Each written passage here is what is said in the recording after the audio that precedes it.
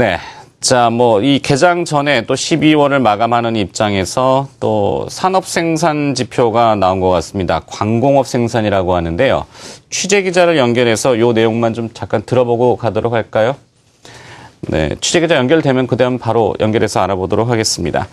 자, 먼저 멘토 컨설팅을 좀 받아봐야 되겠는데요. 스튜디오에 벅시리치의 강동진 대표가 자리하셨습니다.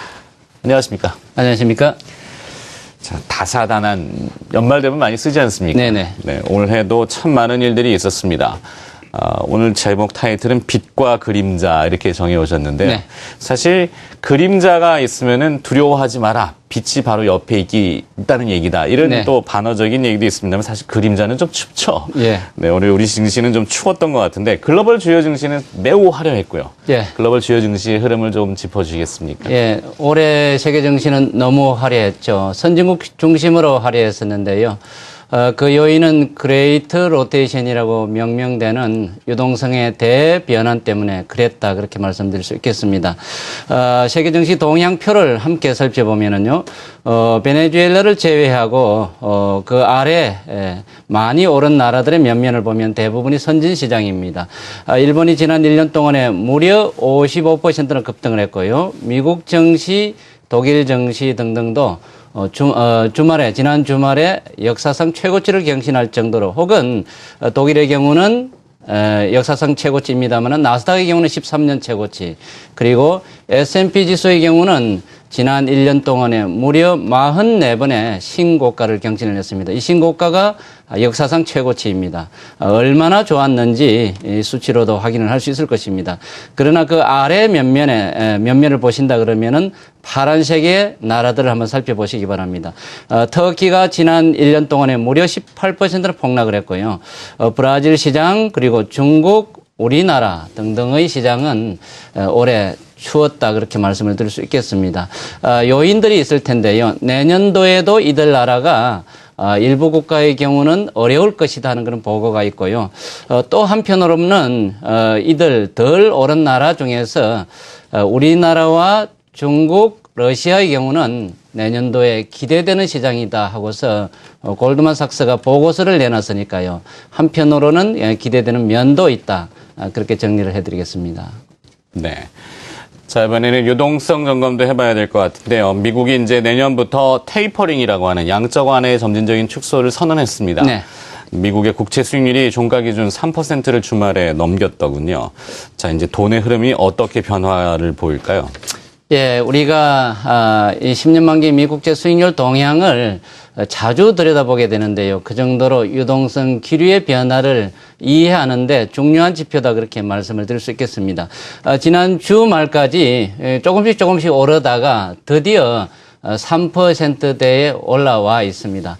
이 3%대는 여러 가지 의미가 있겠습니다만은 문제는 앞으로도 꾸준하게 더 오른다는 얘기고요. 적어도 5% 가까이 오른다는 것은 누구도 부인하기 어려운 정도의 구조 변화다. 그렇게 이해하시면 되겠습니다. 이 수치가 올라가면 어떤 변화가 있게 되는지 일단은 채권 시장에 있는 유동성이 들어오기보다는 나가는 힘이 강하다. 그렇게 얘기를 할 수 있겠고요. 이 유동성의 변화 때문에 미국 증권 시장이 그렇게 좋았다. 그렇게 얘기해도 과언이 아닐 것입니다. 그 다음에 미 증시가 너무 많이 올랐기 때문에 이 유동성의 잉여 부분이 어디로 향할 것인지에 대한 관심이 많은데요. 조금 이따 보여드리겠습니다만은 상품 가격이 지금 오르고 있습니다. 그리고 상품과 관련된 주가들이 또 오르고 있는 것을 우리가 유의해서 볼 필요가 있겠다. 그 말씀을 드리고요. 글로벌하게 변화의 기류를 또 점검을 해봐야 될 텐데 지금까지는 유로존이 그 수혜를 상당히 많이 받은 면이 있습니다. 그래서 지난 주말 유럽 증시가 1% 내외의 급등을 보였었고요. 올해 내내 유로존이 영향을 받은 것은 이 영향을 받았다. 그렇게 볼 수 있겠습니다. 대신에 추운 곳이 유동성에 혜택을 받지 못한 면이 있기 때문에 조금 갈린 부분도 유동성으로 이해를 할 수 있다. 그렇게 정리해 드리겠습니다. 네. 자, 이 상품 원자재라 그러죠. 원자재 가격이 주말에 또 돋보이는 품목들이 있습니다. 네. 최근에는 구리라고 하는 이 전기동, 카파 가격이 조금 스물스물 올라오더니 주말에는 알루미늄 가격이 2% 올랐고요. 국제 유가는 배럴당 100달러를 돌파했습니다. 예. 자, 이 상품 가격의 행진, 원자재 가격의 상승이라고 볼 수 있겠는데 어떤 의미를 지닐까요? 예, 그러니까 그 질서를 우리가 이해하는 게 중요한데요. 왜 갑자기 오를까?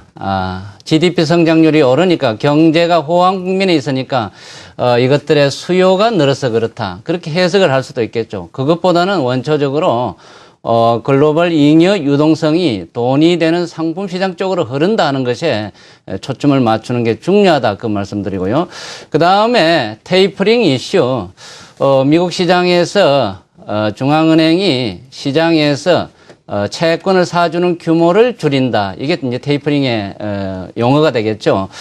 그런데 아직까지 여러분들이 혼돈을 해서는 안 되는 것이 여전히 시장에는 유동성을 공급하는 구조라는 것을 인지하실 필요가 있습니다. 그래서 이 환율 동향을 보더라 그래도 테이퍼링 이슈인데 왜 달러가 오르지 못하는지에 대한 그 관심이 많거든요. 여러분도 보시는 대로 아직까지 미국 달러화는 상승 방향이라기보다는 하향 방향이거든요. 이것을 이해하지 못하겠다는 분이 있는데 아직까지 유동성은 공급 구조라는 것을 여러분들이 인지하시는 게 좋습니다. 엔화가 하강 구조고 달러화가 하강 구조고 호주 달러도 하강 구조고요.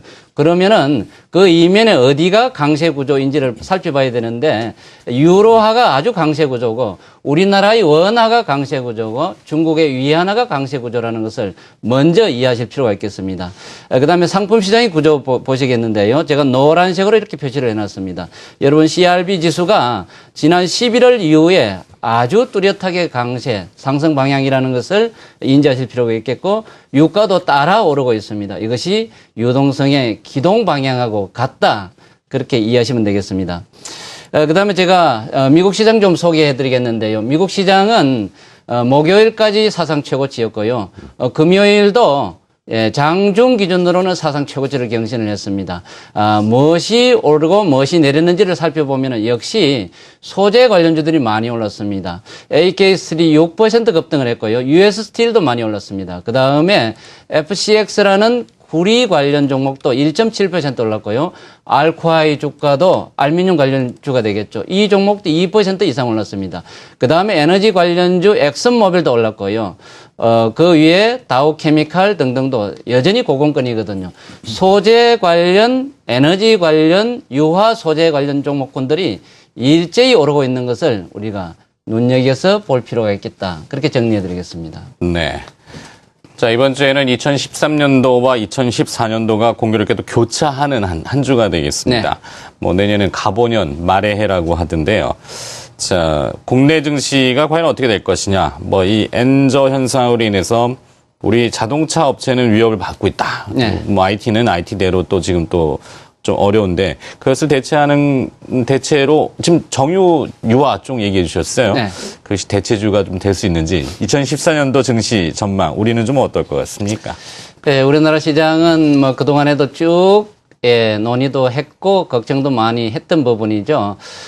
미국 시장의 여러 요인들, 비관적인 요인들 때문에 우리 시장이 내린다. 그런 얘기도 여러분 많이 들으셨을 것이고요. 일본 시장에서 엔화 때문에 우리나라가 시달린다는 얘기를 들으셨을 것입니다. 그런데 좋은 요인들은 시장에서 덜 반영이 되고 조금 나쁘다는 요인들은 시장에서 많이 반영된 것을 여러분들 다 공감하실 것입니다. 그 요인을 우리가 한번 살펴봐야 되는 거거든요. 우리 시장이 너무 많이 망가졌다. 누가 망가뜨렸느냐? 우리 내부의 요인 때문에 우리가 많이 망가뜨린 면이 있거든요. 그 결과로 지금 국내 정권사들이 어려움을 겪고 있고 구조조정의 과정에 있고 그다음 투자자들이 대탈출을 했다는 보도도 여러분 들으셨을 것인데 우리가 너무 악한 것, 부정적인 것을 받아들여 가지고 우리 스스로 너무 무너진 면이 있다. 이 부분을 먼저 지적하지 않을 수 없을 것입니다. 그 다음 단계인데요. 내년도 기대가 어떻게 될 것인지 내년도에는 해외 쪽에서의 기관들이라든지 분석가 분들의 의견이 우리나라를 비교적 우호적으로 봐주고 있습니다. 문제는 우리 국내 상황이 개선되는지 여부거든요. 경제 상황은 괜찮을 것 같습니다. 그러나 내년도에 선거도 있고요. 그 다음에 우리 금융기관들의 빅뱅 구조로 할 수 있는 변화의 과정이 좀 창조적이면은 내년도에 우리 시장은 대단히 화려할 것이다. 그렇게 저는 예상을 하고 있습니다. 그러나 너무 소모적이다 그러면은 내년도에도 어쩔 수 없는 어려움의 과정이 있겠다. 우리가 그것을 선택하는 과정이다. 그렇게 이해하시면 되겠습니다. 네. 현재 코스피 지수를 좀 살펴봐 드리면은요. 1970포인트의 황금 보너스니 지나가고 있고 여기서 매수 신호가 나왔습니다. 그 위에 2060포인트대가 저항선입니다. 여기서 올해 최고치를 경신을 했습니다. 내년도에는 당연히 그 위로 향하리라 생각하는데요. 아래에 있는 1870포인트대 그 아래로 떨어지기는 좀 어렵고요. 그 위에 두 칸 위에 2330포인트대에 황금 보너스니 지나가고 있습니다. 그래서 내년도에 변화의 폭은 1870에서 2330포인트를 오르내리는 장으로 여러분께 예상을 해드리고요. 그 다음 종목은 제가 메리츠라고 이미 여러분께 알려드렸습니다. 내년도에 볼만한 종목군의 핵심이 여전히 소재주요. 소재 관련주 중에서 유화 소재도 있고요.